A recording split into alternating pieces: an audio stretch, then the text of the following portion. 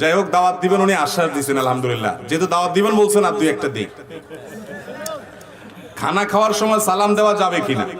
ভাই, খানা খাওয়ার সময় সালাম দেওয়া যাবে কিনা? আমাদের দেশে অনেকে বলে খানা খাওয়া আর নামাজ পড়া সমান। শুনছেন নি এই হাদিস আপনারা? এটা হলো জাল হাদিস। খানা খাওয়া আর নামাজ পড়ার সমান, মানে নামাজেও সালাম দেয় না, খানায়ও সালাম দেওয়া, এটা ভুল কথা।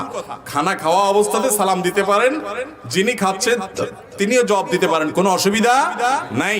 তবে লক্ষ্য রাখতে হবে যে যেই ব্যক্তি মনে করেন কথার কথা বেচারা এখন লোকমা নিচ্ছে আর কি, তো একটু সবর করেন কয়েকটা সেকেন্ড, যে খায়া নেক গিলা ফেলাক, এমন টাইমে সালাম দিলেন বেচারা মুখের ভিতরে খানা দিয়া, একটা বিব্রতকর পরিস্থিতি। একটু সবর করেন, আগে পরে দেন, কিন্তু খানা অবস্থাতে সালাম দেওয়াও যাবে, নেওয়াও যাবে। খানা অবস্থায় কথাবার্তা বলা যায় কি যায় না?